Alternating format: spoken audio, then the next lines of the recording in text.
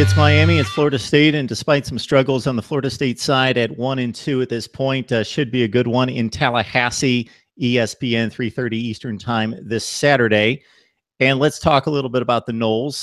They lose the first two games. Of course, DeAndre Francois has been taken off the field for the last time here in 2017, and he will not be leading the offense. You've got James Blackman in play, and he has struggled as expected. He has a lot of development and growth to undergo, and the plan was certainly not for him to be on the field. But Florida State squeaks by Wake Forest, a team that they typically beat by 3 or 4 touchdowns, and they win in the last 50 seconds. They still have what could be a great defense. I don't think it's playing great, but can be a great defense.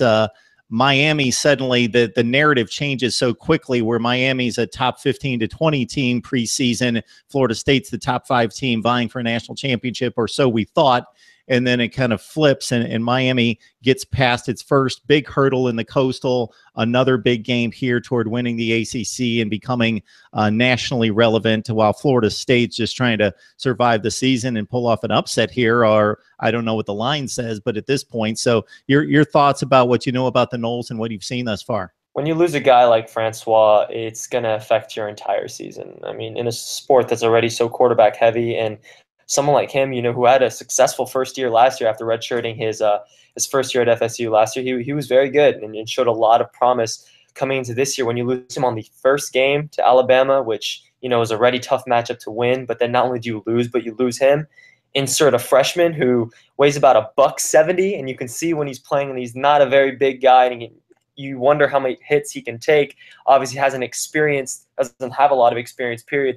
It has a huge effect on your season, and I think, honestly, that has taken a little toll on that defense that was so highly ranked coming into the season, because when you lose your quarterback, I can only imagine that would have an effect on your defense as a whole, knowing that more is going to be expected of you as the offense tries to get through this struggle. Obviously, they like to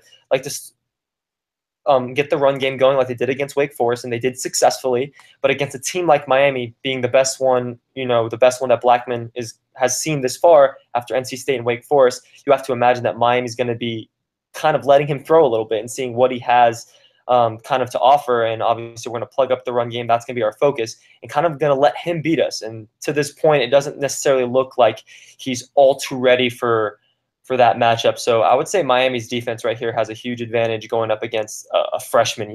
Playing Miami, playing his first ranked opponent to this point, it's a lot to ask for a freshman.